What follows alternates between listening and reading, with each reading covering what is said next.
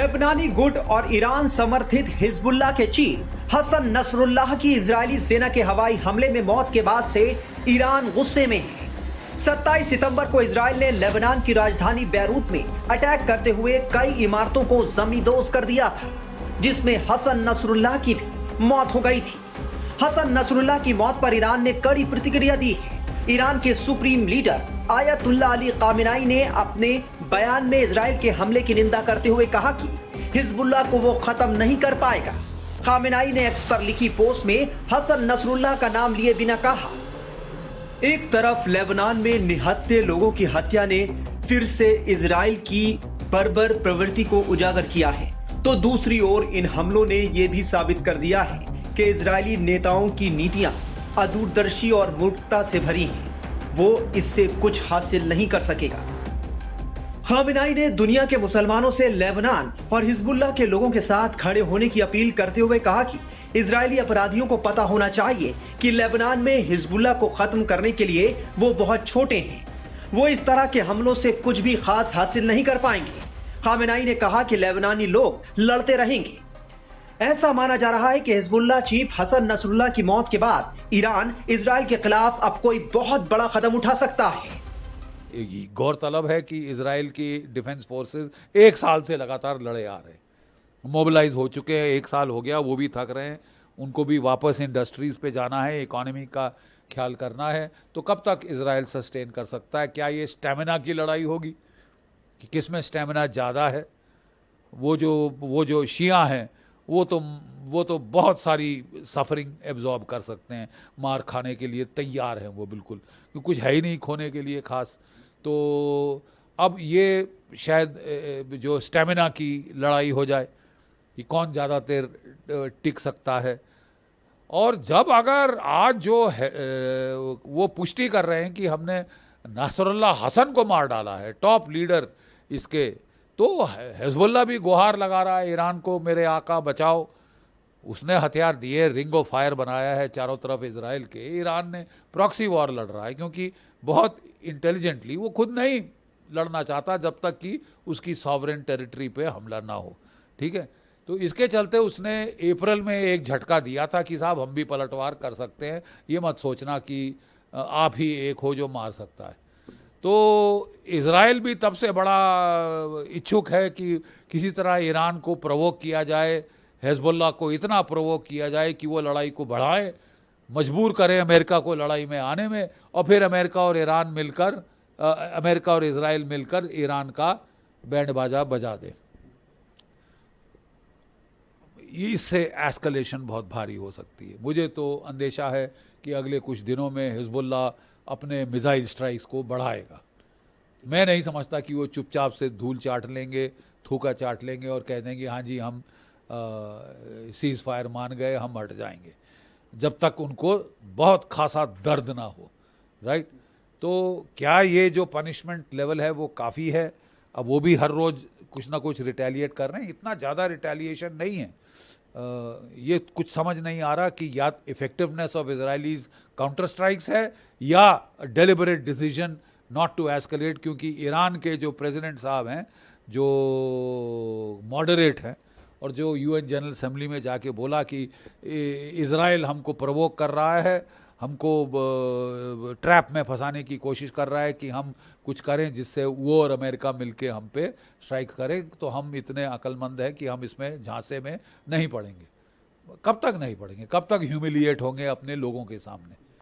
भाई after all वो भी आंसरेबल है अपनी पब्लिक को, और रूस चीन का भी बड़ा हाथ रहेगा इसमें कि वो कितना इनको ताकत देते हैं, क्या वो इनको आर्म करने की कोशिश कर रहे हैं ताकि ये लोग इजराइल का पलटवार सह सके।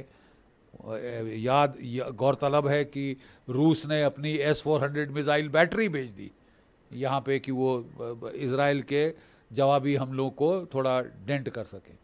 अमेरिका की एड के बगैर इजराइल ईरान पे हमले नहीं कर सकता। उसको कितना लंबा फासला जाना है, कई देशों के ऊपर ओवरफ्लाइट करनी है, एयर टू एयर रिफ्यूलिंग के लिए अमेरिका के टैंकर चाहिए।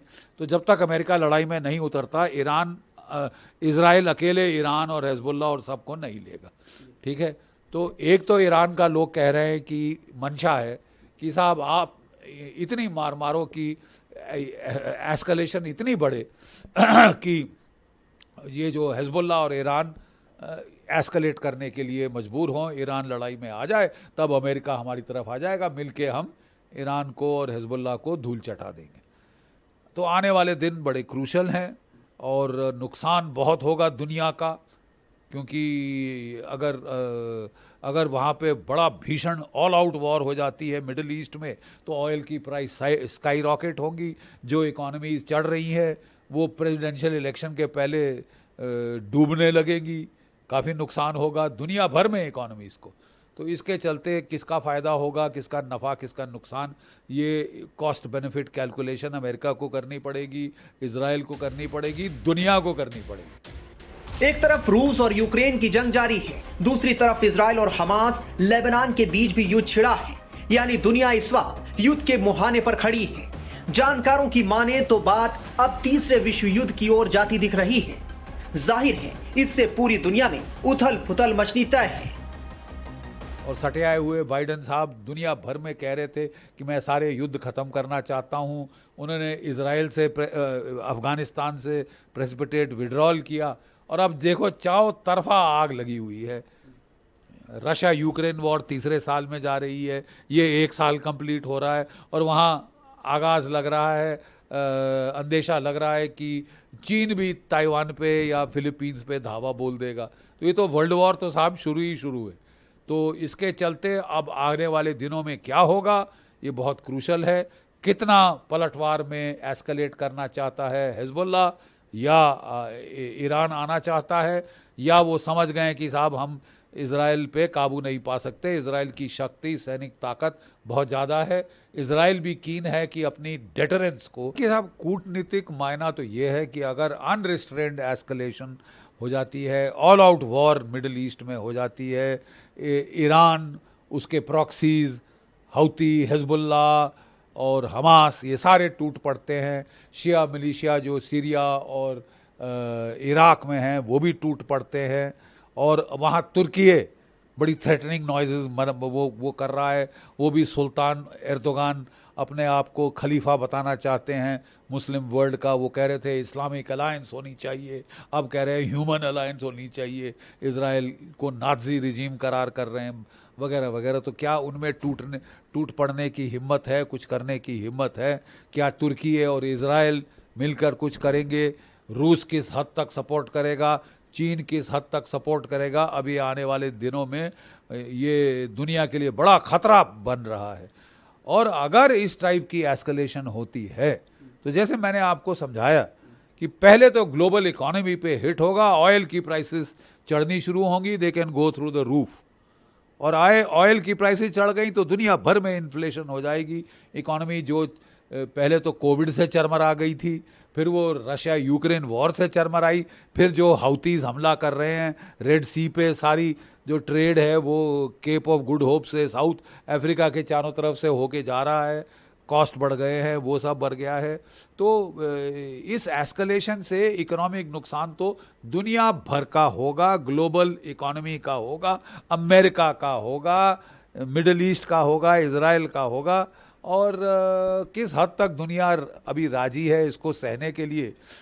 लगता है कि अमेरिका और यूरोप तो आमादा हो गए हैं कि वर्ल्ड वॉर 1 हमने करी, वर्ल्ड वॉर 2 हमने करी, वर्ल्ड वॉर 3 भी हम करेंगे, और दुनिया भर को भाषण देंगे, लेक्चर देंगे, मॉरल लेक्चर देंगे कि भाई रैशनैलिटी का इस्तेमाल करो, रीज़न का इस्तेमाल करो, और खुद देखो साहब कर क्या रहे। ईरान के supreme leader ayatollah Syed Ali Khamenei ने अपने बयान में कहा कि क्षेत्र की प्रतिरोधी ताकतें हिजबुल्लाह का समर्थन करती हैं और उसके साथ एकजुटता से खड़ी हैं। हिजबुल्लाह के नेतृत्व में ही प्रतिरोधी शक्तियां इस क्षेत्र की किस्मत तय करेंगी। अब पूरी दुनिया की नजर इस बात पर टिकी है कि ईरान का अगला कदम क्या होगा।